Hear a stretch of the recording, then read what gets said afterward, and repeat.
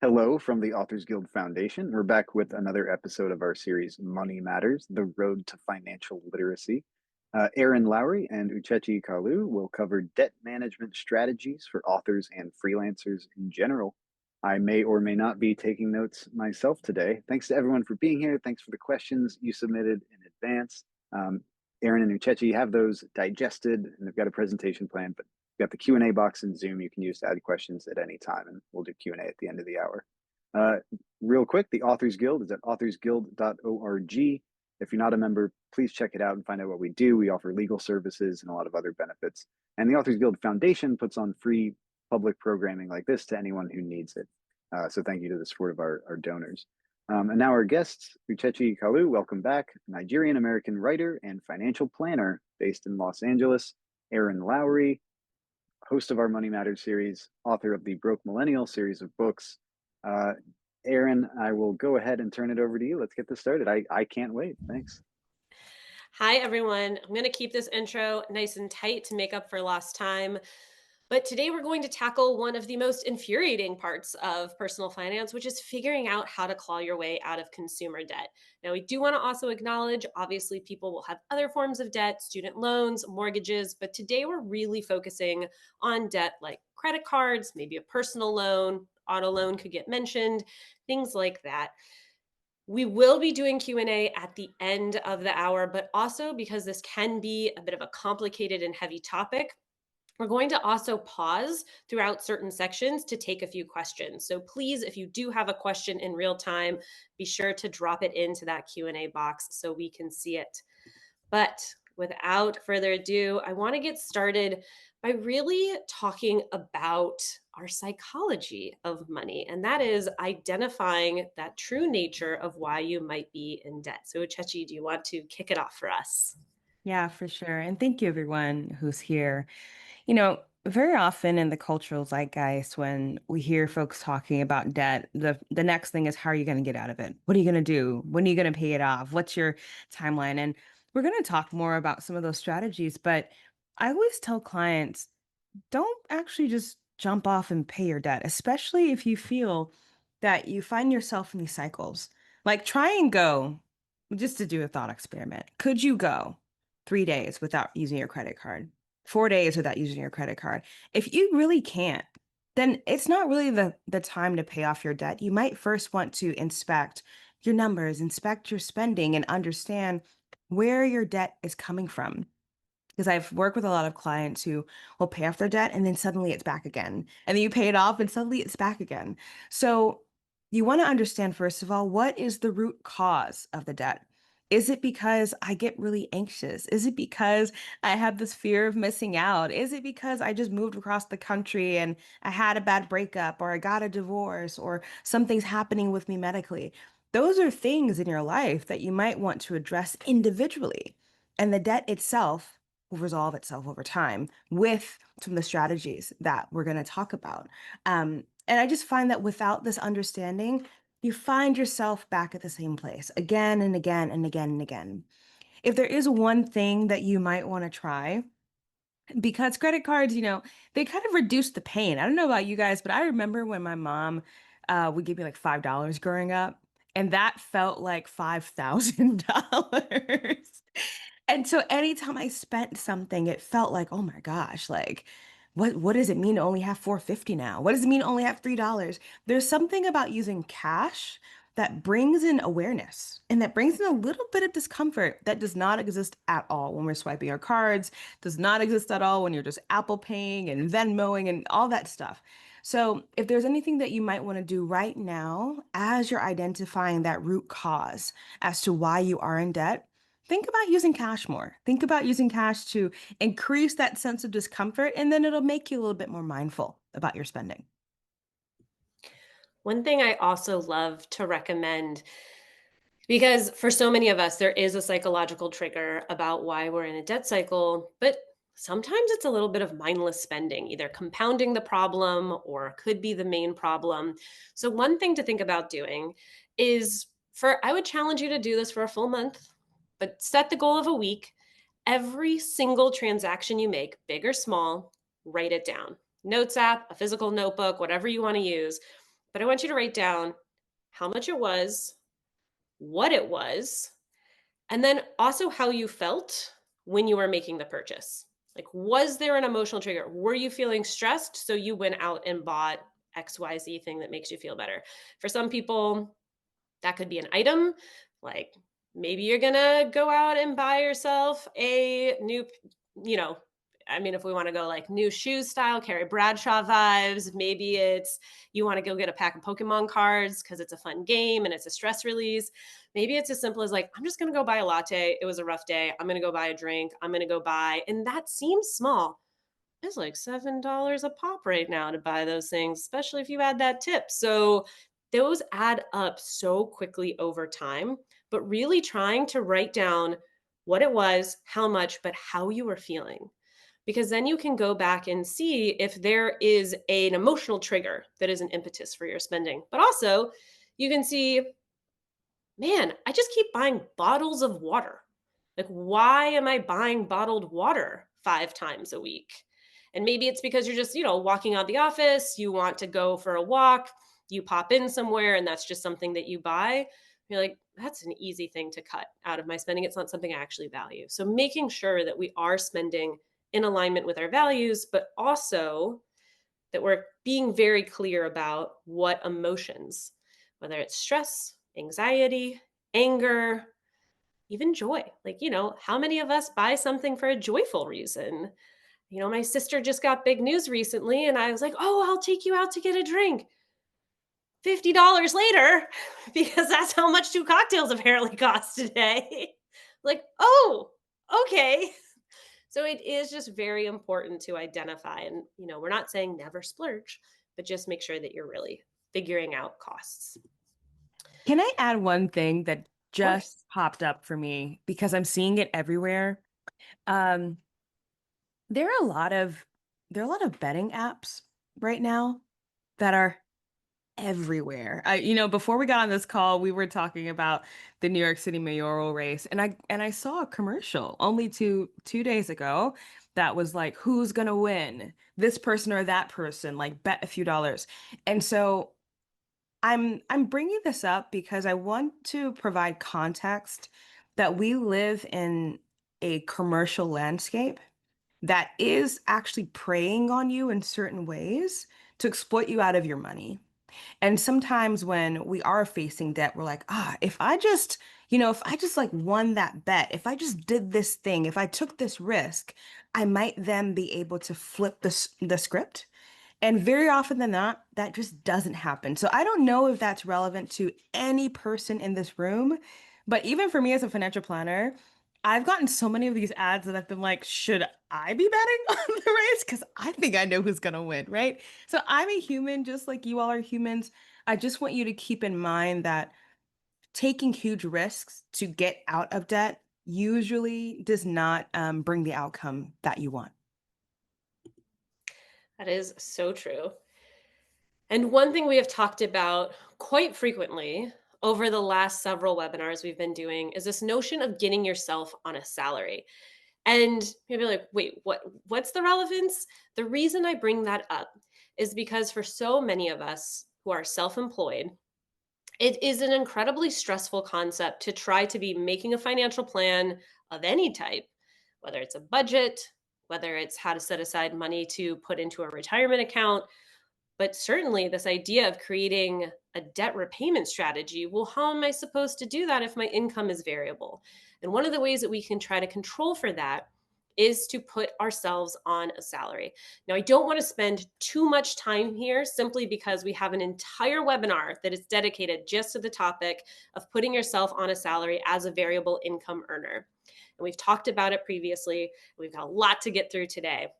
So just keep in mind in the Authors Guild resource library, there is a whole webinar about how to get yourself on a salary, even if you earn a variable income. You do not have to be an LLC. You do not have to be an S corporation in order to do this. I'm going to run down very quickly a few ideas. There will also be a link for those of you who are tuning in the follow-up email about it.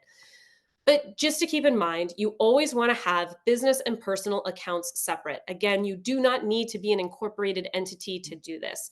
even if you're just using a regular old bank account, it doesn't even have to be technically designated as a business checking account, unless, of course, you are an S corporation or you have a business structure that requires that.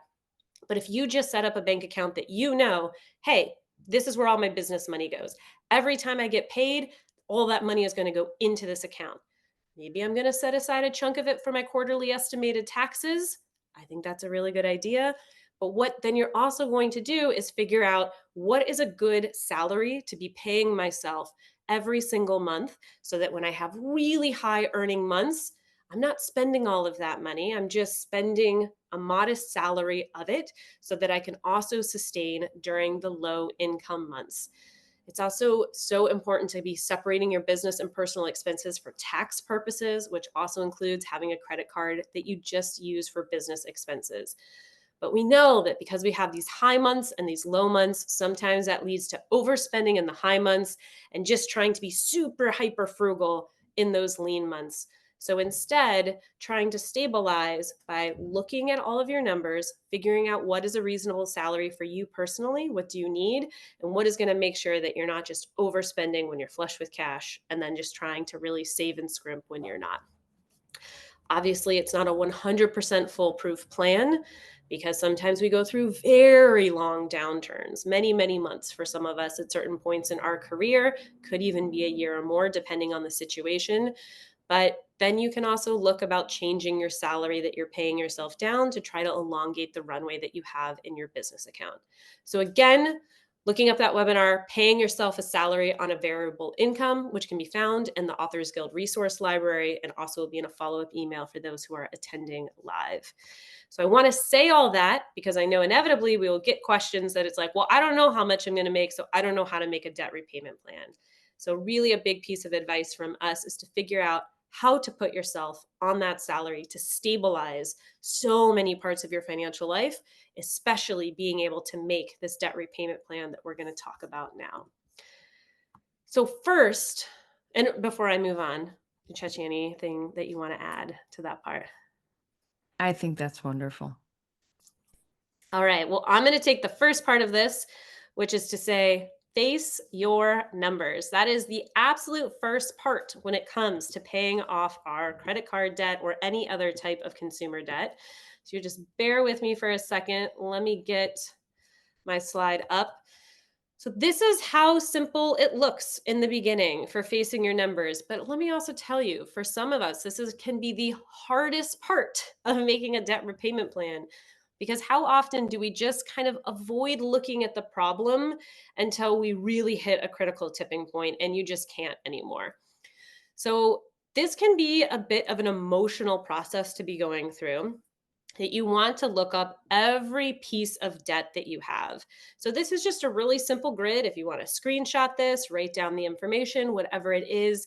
But what type of debt do you have? By that I mean, is it credit card debt? Is it a personal loan, auto loan? Obviously, you can also include things like student loans, mortgages, whatever else you want to include in here. But the type of debt, the name of the lender, the balance of the debt, the interest rate that you're paying, that APR, and then also what is the minimum due every single month. That is really important for information for you to have for when we're going to talk about the next pieces of building an actual plan. So, you want to face those numbers as absolute step one because we cannot make any sort of debt repayment plan without having all of the information. So make sure that you are looking through every statement that you have, your most recent statements, logging on also. Your current total balance might be a little higher than your most recent statement, depending on when that statement cycled. So logging in, getting all this information. If you are struggling in any way to find the answers to these questions, like maybe what the APR is of something, call up the lender who is responsible, or who owns, I should say. You're responsible for the debt. Who owns that debt? Is it a credit card company? Is it a bank that's given you a loan?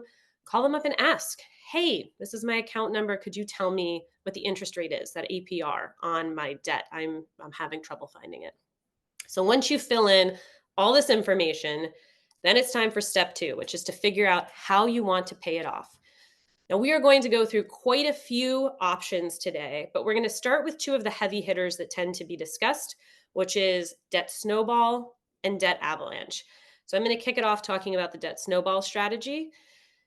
Please, if you have questions along the way, do not hesitate to drop them into that Q&A box so we can be answering them in real time as opposed to holding all the way to the end when you'll have gotten so much information. And this is just an example, and we're going to use these numbers in the follow up about explaining debt snowball, but this is an example of filling out facing your numbers. So, type of debt credit card. I'm obviously making up names of lenders, but Town Bank, balance $5,000, APR 21%, minimum due $250. So, how does debt snowball work? Oftentimes, you will have heard there's like two big ways to pay off debt, there's debt snowball and there's debt avalanche. Debt snowball, I personally like to think about as the it makes my brain happy version of paying off debt because the focus of debt snowball is trying to make sure that you are getting a win as fast as you can because you're ordering your debts from the lowest balance to the highest balance. And we're going to really focus on attacking that lowest balance first. Now, you'll see here at the bottom that I have keep paying the minimum due on all debts in big all caps. I should have underlined it, bolded it, put it in a different color. Sometimes there can be confusion when it comes to both the debt snowball and the debt avalanche strategy, where people think they're meant to pause paying on their other debts to focus all their resources to the debt they're trying to pay off. That is not the case.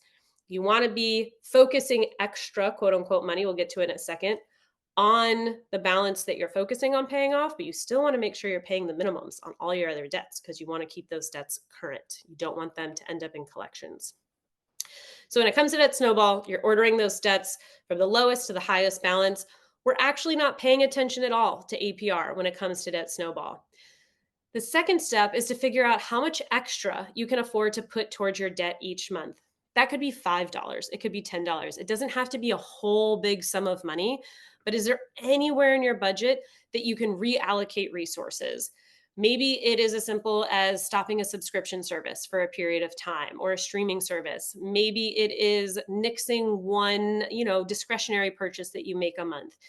Maybe it's calling to negotiate on some sort of service that you use and all of a sudden that saves you $20 a month. There are so many different ways that we can try to free up money in our budget every month. So once you figure out how to have a little bit extra that's not accounted for in other ways, that is going to get applied to the payment towards the lowest balance. I feel like it always sounds like gobbledygook until you actually see it in play. So let's look at how this plays out. We're going to say that our borrower can afford to put $500 a month towards debt, which means a surplus of $52 a month. So the total that they owe in minimum due every month is $448. So they've already been paying that every month. They looked at their budget and they figured out, okay, I can actually afford to put $500 towards my debt, which means I have an extra $52. So that $52 is going to be added to the minimum payment owed on the Explorer Bank credit card, because that credit card has the lowest balance of the three debts they're trying to pay off. So even though it is not the lowest APR, as we can see, it is the lowest balance. That's what we're going to focus on first. So all of a sudden, they go from paying that minimum due, that $90 a month, to $142 a month. Now, their other debts, $150 minimum due, $208 minimum due, they keep paying those, but they're going to focus that extra 52 on the Explorer Bank. And they're going to keep paying and keep paying and keep paying until one day that is fully paid off. For the sake of clarity, or really simplicity, I'm keeping all of the balance numbers and minimum due numbers consistent. Obviously, those numbers would actually go down over time. But just for simplicity, let's say the balance on the Town Bank credit card is still $5,000, but now they've paid off that Explorer Bank credit card. So they have that extra $142 that they had been paying, but now that debt's paid off. So they're going to add that $142 to the minimum due they've been paying towards Town Bank of $150. So now they're paying $292 a month towards that credit card. And they're going to keep doing it and keep doing it and keep doing it until obviously they pay it off. And then all of a sudden, all $500 a month that they're putting towards debt goes towards paying off that auto loan. So the debt snowball strategy is to start small and it keeps growing and growing and growing until all of that money obviously is being put towards the debt with the highest balance. Now, obviously, along the way, you're still making payments. Maybe you see it come down over time anyway, or maybe you see it grow if you're only paying the minimum due, depending on the interest rate and the type of debt. But the point here with debt snowball too is that you're wanting to pay the smallest balance first because hopefully you can pay it off the fastest. And that is a nice mental win that can kind of motivate us to keep going. So that is one of the big advantages when it comes to debt snowball. But of course, it is not the only option. Yes, thank you so much for that really intricate explanation, Erin, because we're going to talk about the avalanche method, okay? And it has a lot of the same basis that Erin just talked about. Now, I'll share my screen. This will be a spreadsheet that a lot of financial planners use. So you might look at it and be like, "Ah, it's very technical." But I assure you that it is actually very straightforward and a little easier to use than you might think. It's free and it's available. And so let me share my screen now to walk you through it.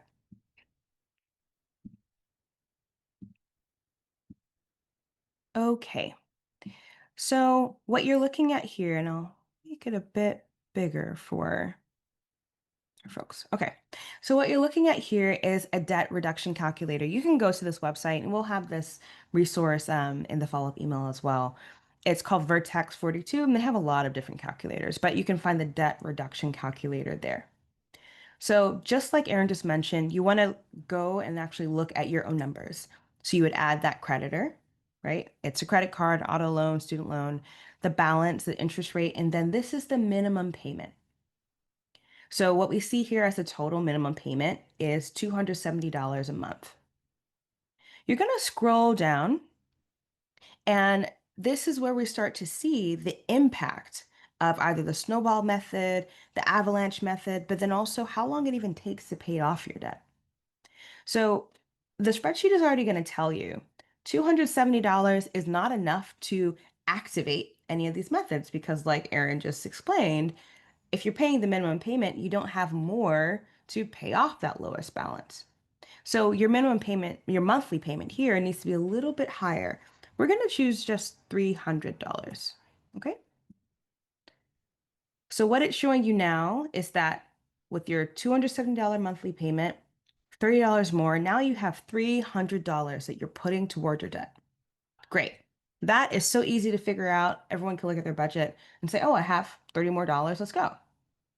Now the question is it better to use the snowball method, which Erin just talked about being the lowest balance, or the avalanche method? And the avalanche method instead is saying, what would happen if I paid off my highest interest rate first, down to the lowest? The idea being that interest rates that are higher the balances grow at a faster rate than interest rates that are lower. That's the structural idea. So you're going to scroll down, and again, forget about every other thing on this spreadsheet, okay? Just focus when you're using this, just focus on what I'm talking about. So it's automatically going to be set to the snowball strategy. And it shows you that if you pay that $30 extra a month, this is what you will pay in interest over time, $28,000. And also here, you'll see how long it'll take you to actually pay that off. But if you click this drop down menu, click on Avalanche, let's see what happens. In fact, it's only going to be $24,000 or $25,000. And so even though it looks like it's taking you more time to pay each one off, you're paying less interest over time. So this is why calculators can be a really great way for you to determine what is the right fit for you. And I want to show you just one last thing. Let's imagine that we didn't do any of these methods. Because very often we'll say, well, I only have $5 more. I only have 10, 15, $30 more. Like, what does it really matter? What's the impact? So let's imagine that we don't do anything. I hope that you can see how that first card that was meant to be paid off in 9 years is now in 18 years, just because of the extra $30 that's not there. So even when you feel like, "Ah, I don't really have enough to make an impact, I assure you that numerically an impact is really being made over time. So this is a way to explore whether the avalanche method will be a better fit for you or not. And one thing that I do always like to talk about is inevitably the question is also which is better? Debt snowball or debt avalanche? Do you have a strong opinion on this? Uh, well, there's always a numerical answer, and then there's just the answer that, gets you out of bed at night. Some folks are like really motivated by small wins. And so if that is you, then the snowball method is going to make you feel very confident. Other people are motivated by like the overall picture. And that would be probably me. I'd be like, oh, avalanche all the way if that worked for me, right? So at the end of the day, sometimes the math doesn't matter. It's what keeps you going because there are going to be moments when you're like, oh my God, like I'm still here. I'm still doing this. I don't want to do this. This isn't fair. I actually just want to go out. Like I actually want to do this other thing instead of paying off this debt. If that is you, if you think that might be you, then you also might just want to consider what keeps you going. Yeah. I agree. I also occasionally will endorse a hybrid approach, which Yeah. is if there's one debt that just really annoys you, like that creditor, that lender, whatever it was, or it was from a period of your life that maybe was really hard and it's this kind of like lingering Mm. attachment, even if it doesn't make sense as like the right way for snowball or the right way for avalanche, if it's going to motivate you to knock it out, just attack that one first and then reconfigure all of them into snowball or Mm. avalanche, whatever is going to work. I think sometimes we get so stuck in the binary of like, this is how it's supposed to be. But again, personal finance is nothing if not personal. And the answer to all question is it depends. So it is important to remember that when you're devising your own debt repayment strategy to figure out what works best for you. Now, as a quick reminder, if you have questions, especially if you want things clarified along the way, do not hesitate to drop them into that Q&A box. But we're going to Hmm. move on to Can I answer one the figuring. question Yeah, that is in the Q&A box? 'Cause I think this is pretty common. They're asking, what if we have capital in the bank and would be able to pay off the debt, but it would drain that capital, right? It would kind of drain their savings or what they have. What do you advise? Um, I think with all things, you got to put your mask on first, right? So if paying off the debt would absolutely drain all your cash flow, then that's just not going to make any sense. Like how would you live? Or if it's paying off the debt, but you have to pull from your 401k, I'm like, that just like doesn't really seem that strategic to me at the end of the day. So the things I would think about is rather, are there ways to do one of two things? Either use current income to pay it off over time. Now there might be complications in your situation and senses of urgency. So you have to take this and understand where you are a little bit more. But there are probably two places I would look. One, can your current income actually help you pay off the debt incrementally? And two, if you have assets that are invested, that are non-retirement assets, could you use the growth of those assets at certain times to pay off the debt? Right? So you said that this is in a bank, so maybe it's in a high yield savings account. And I don't know how much it is, but I'm just gonna make up a number, right? Let's say you have $100,000 in a high yield savings account and the interest rate is 4% as it is right now. Well, I would expect that you're going to have 4,000 more dollars that you'd be able to use. Yes, you'd have to pay some taxes on it, but you could use that to pay off the debt. So those are the two ways I would think about it at first, like income or interest. And that interest can also come from the stock market as well. Just some thoughts. I love that. Now, one very common technique that people will read about or might have tried themselves are using balance transfers. And for those who are unfamiliar with this term, a balance transfer is basically getting a new credit card to pay off an old credit card. But there's a twist. The reason banks will offer a balance transfer, well, first let's explain what it is, and I'll tell you why they're trying to lure you over with them. But first, a balance transfer is essentially a deal from a bank that says, hey, if you bring your debt over here, let's say you have $5,000 with, I'm just going to go back to the made up names, Town Bank. And Explorer Bank is like, hey, See that $5,000 you have sitting at that 23% APR? We'll let you move it over to this balance transfer credit card and you will pay 0% APR for 18 months. So the beauty of that 0% APR is that every single payment you make, whether it's $5 or $500, 100% of it is going towards paying off the principal balance, which means you can knock that out so quickly if it's at 0%. Now, there's a few catches here.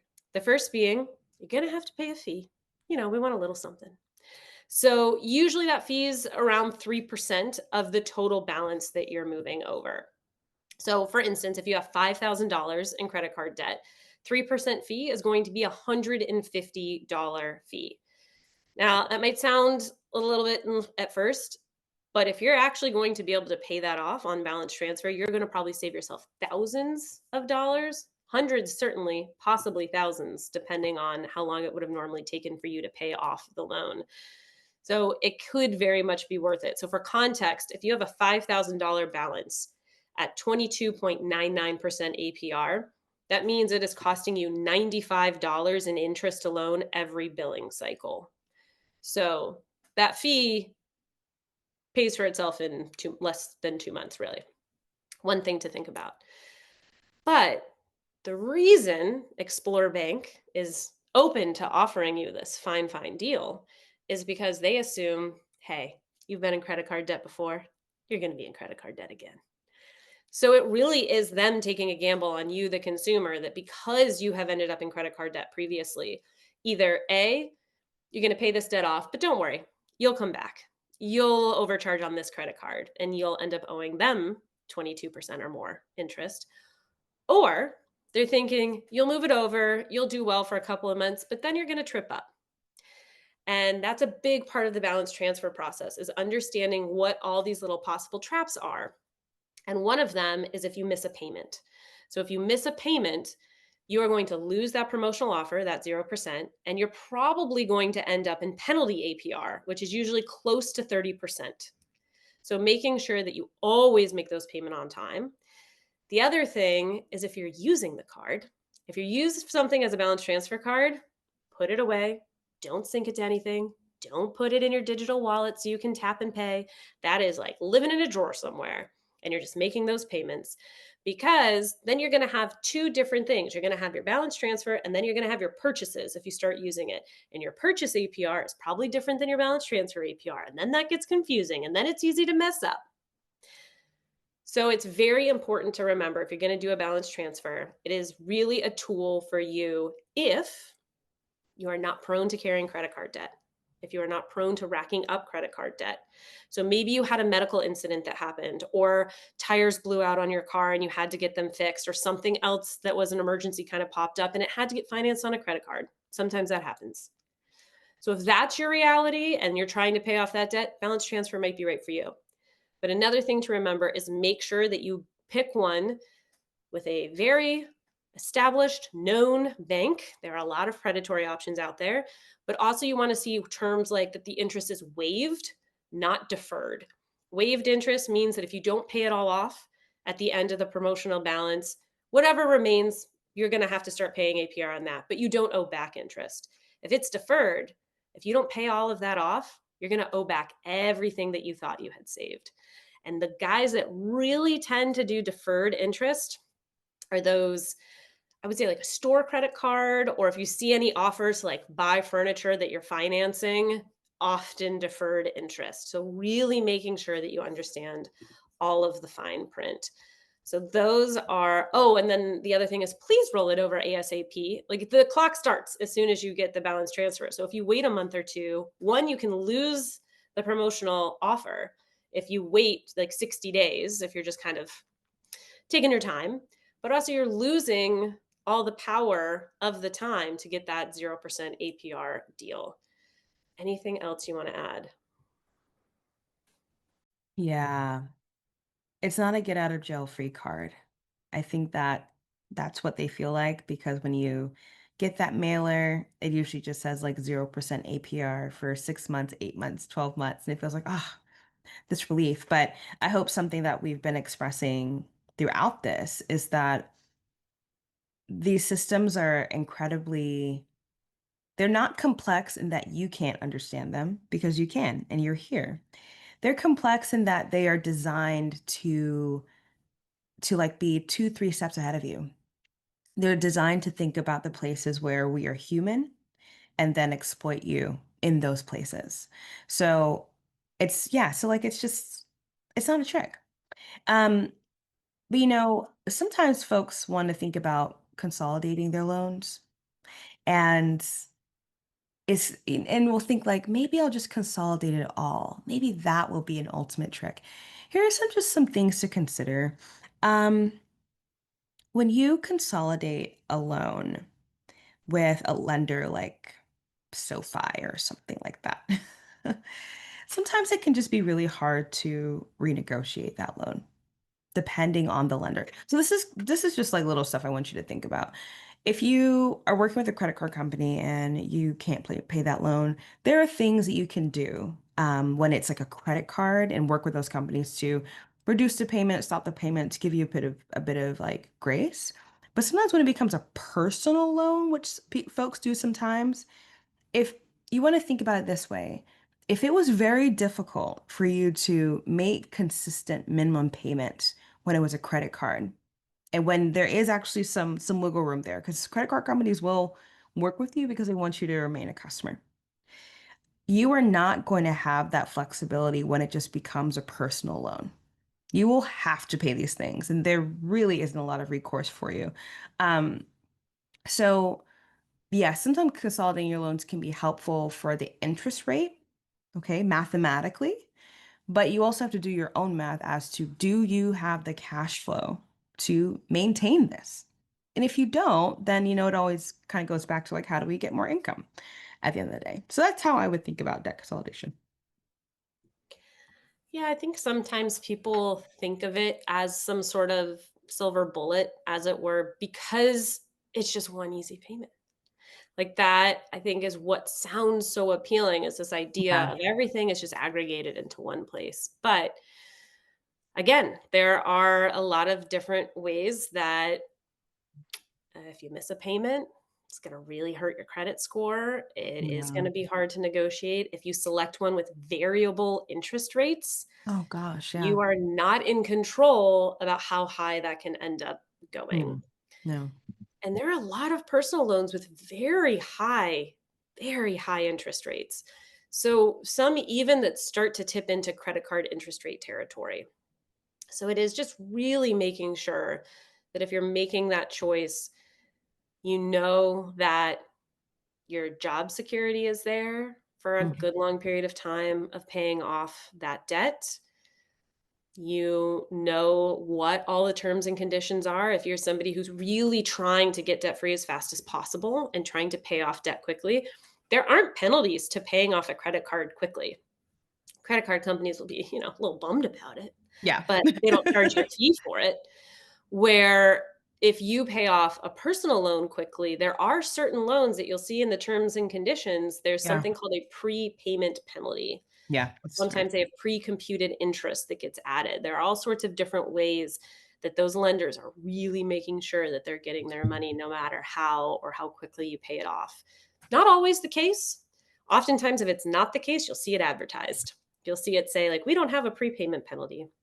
So just really making sure that you understand every single piece of fine print if you're going to go that route. The other thing that we really want to talk about too are these, debt consolidation companies. So we're going Yeah. to transition into kind of I want to say the red flag area, But but just the like proceed slow with down. caution. Yeah. Yeah. We're Yeah. going to call this section proceed with caution. So, just to recap, debt snowball, debt avalanche, balance transfers, debt consolidation, aka a personal loan, depending on what you're doing. Those are all options for Yeah. how you can pay off your debt. Some are more advantageous than others. There's pros and cons to every style. Yeah. Again, if you have any clarifying questions, please feel free to drop them in.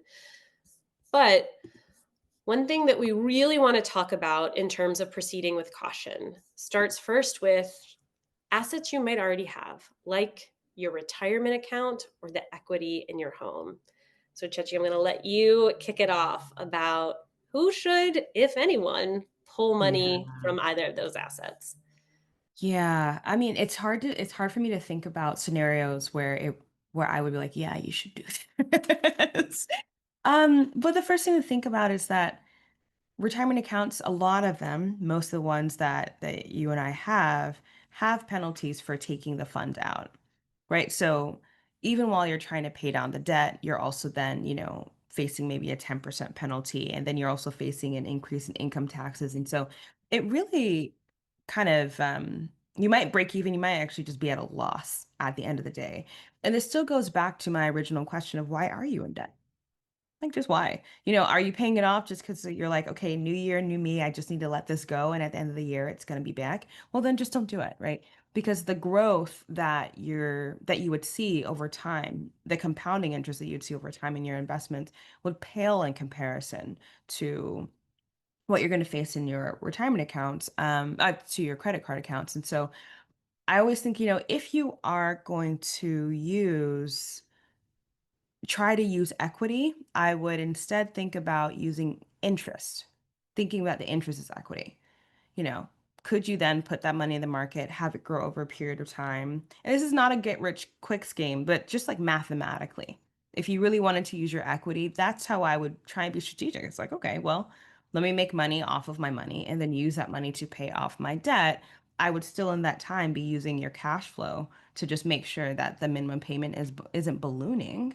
Um, and I would work, from a behavioral standpoint, just to also just make sure I'm not just like overspending. But that usually doesn't make that much sense. I can't think of great scenarios where pulling out from your retirement account is going to have a positive impact. And then also sometimes folks will take a loan, like a loan from their 401k. This can be a little bit dangerous because you have to repay that loan, and you have to repay those loans usually within 5 years, is 5 or 10 years, and it's very set. So it's not even something you can negotiate. So if you're already feeling kind of strapped with these timelines, that's also not the place that I would go for a consumer debt, right? Some people use it to, take out for a home. Great, that's a little bit different. You're not just like swiping your card for a home. But for consumer debt, that's where I would stand there.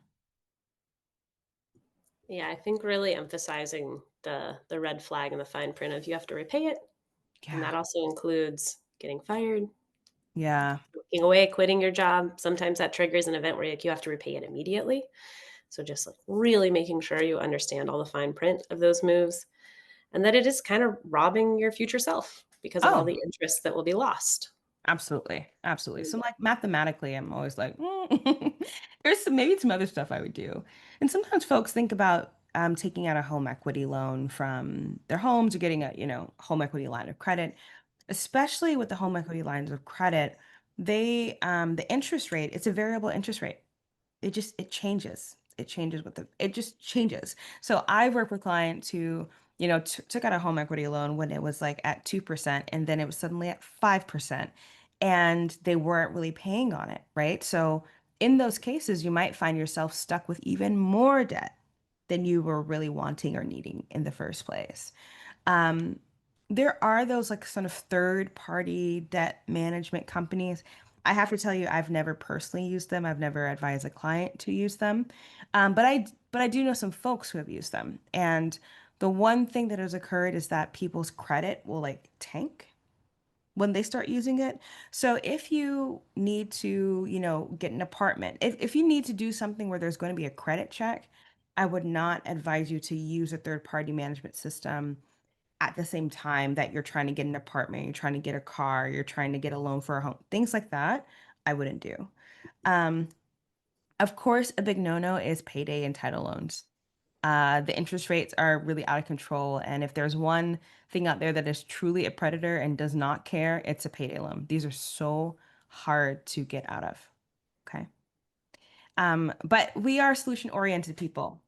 So, Erin, what do you think is another option for folks that maybe they don't think about as much? Your friends and family.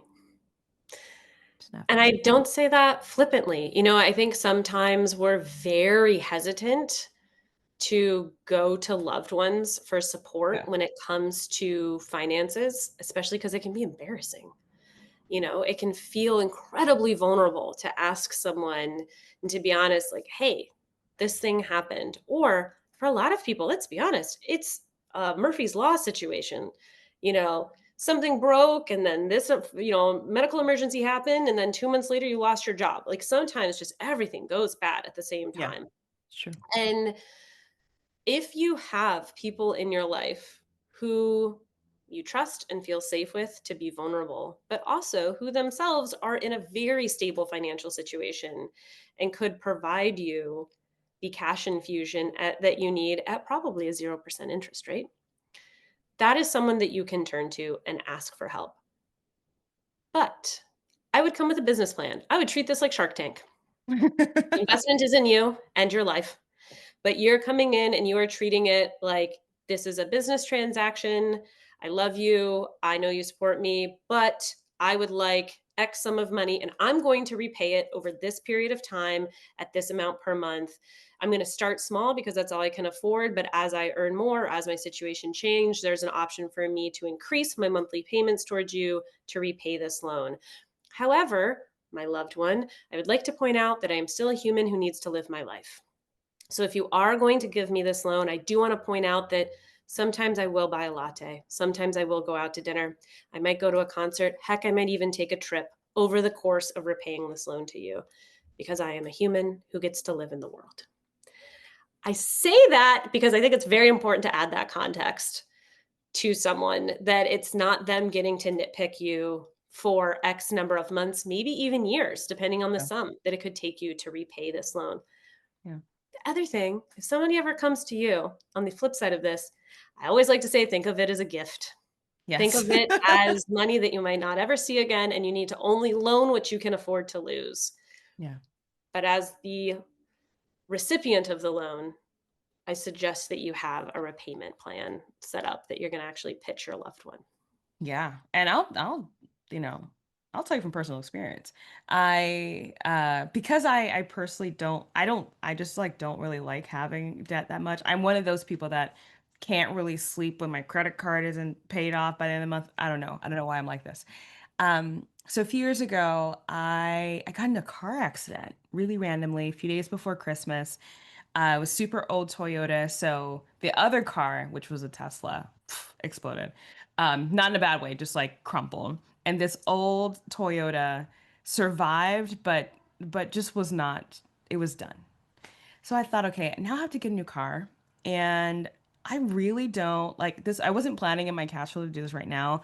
I don't want to pull from my investments. I don't even want to pull from my savings.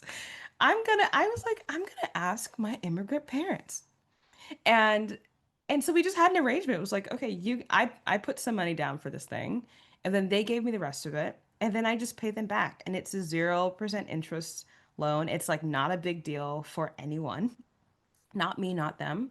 And I felt a little bit shy about it of like, oh, like why am I asking my parents for this? And then I thought, people like want to help. People actually want to help. If you are someone that they feel that they can trust, if you like present them with with a true offer and help them understand it. And my parents were actually like, yeah, this is better than you like paying whoever, whatever dealership or like whatever loan company. Like they agreed as well. So I said that I use these strategies. I actively use these strategies. So I want you to, consider that there are folks in your world that might want to help you move forward in your life. And I think the other thing to consider is if your network doesn't have the financial means to help, there could be other resources that they can offer you that could also be helpful at the same time. Yeah. So maybe it's an offer of they have transportation, like whether it is they're a two-car household and they don't need the other car all the time and you can borrow it sometimes if you're in between transportation situations. Maybe they can offer childcare. Maybe you could move in and live with them for a period of time to drastically reduce your housing costs.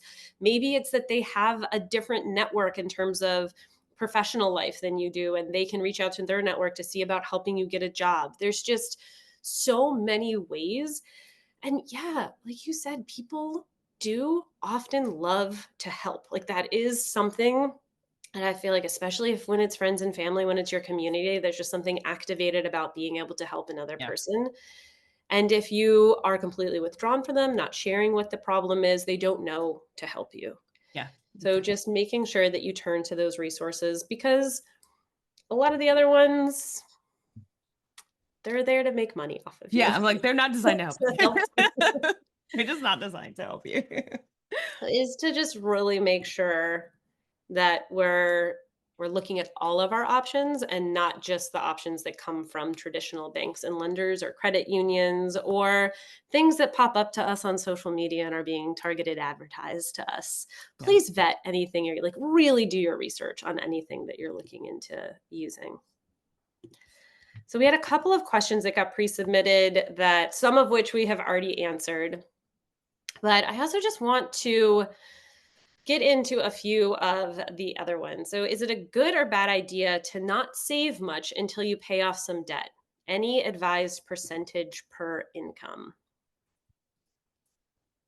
Oh, this okay. Sorry. Let me read So, this. I'll Yeah, take a go stab at ahead. this first. I feel like you were reading another question that came in. So, I will Yeah. say I'm somebody who actually advocates in saving in tandem with paying off debt. I think there's advice out there that's very common. I'm not going to name names, but that will say like, "Oh, you only need a thousand Ramsey. dollars saved while you're paying Uh, off debt." And I think maybe there was a time 2 decades ago where perhaps that was sage advice, but life is very expensive now, and $1,000 for a lot of people will not cover a month of your life. And if it does, congratulations, that's very low overhead. But my advice is always your emergency savings that you should have in tandem with paying off debt at minimum should be 1 month's worth of living expenses because if everything falls out, you want to still be able to hit all of your main bills. So, transportation, roof over your head, food on the table, utilities, all of these kind of things, childcare, medicine, health insurance premiums. Go through and see what is the bare minimum I need to hit everything that is essential to living for a month. That number is the minimum amount you should have in savings. And I don't care if you're only putting aside 20, $30 a month trying to build this. Ideally, you would put a little bit more, but you do what you can do. But also, keeping the habit of saving is another thing that's really important while yeah. you are paying off debt. Because if you get out of the habit of saving, it's really easy to just keep living life without continuing to save. So that's another reason I Yeah. advocate for saving in tandem. Yeah, and just also keep in mind, like, when you I think my hard answer is just like no. Like don't put off like growing and the interest that can grow to just pay off a credit card. Use one of those calculators and actually see, because I think what's hard is when you have the debt, it's very difficult to visualize how long it will take. Okay. Mhm. So use one of those calculators, and you saw that bottom part where it shows you the amount of time. Figure out the amount of time. I think once you know the amount of time, yeah, it might be like, oh my God, 9 years, 10 years, whatever, fine. And you can start to the, increase the amount that you're putting toward it to change those numbers. But you are going to get like more bang for your buck by, putting that emergency fund in a high yield savings account. First of all, using that interest to knock some stuff out and also putting money in the market. And again, I'm not talking about your retirement accounts. Those are really hard to get money out of, but put some money in a taxable account. Allow it to grow over some period of time. And I'm not giving you investment advice. I'm just telling you how I see advisors like think about this of like if there's this other place that's working for you, that can be a place that you use to pay some of these bills while also investing for the future. So just I would say research that, think about that a little bit more holistically, but always, there's your now self, but your future self like already needs you like now. um, Yep. We had a question come in that I feel like actually really speaks to a few of the points we've been making previously. What about surprise big expenses? yeah. Other than an Amex card, I pay monthly. I avoid all debt. But in the past 3 months, I've had $7,000 in dental bills, $2,000 in vet bills, and $3,000 to replace a refrigerator. So, kind of to my point, sometimes it all happens at once. Uh, I have savings for emergencies, but for this many emergencies in such a short time is tough, and it's hard to pay myself back $12,000. Any thoughts?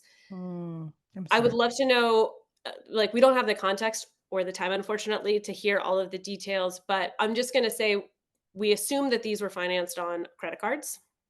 And this to me is an example, depending on your relationship with debt, where a balance transfer really could be a very helpful tool for at least knocking out some of this debt.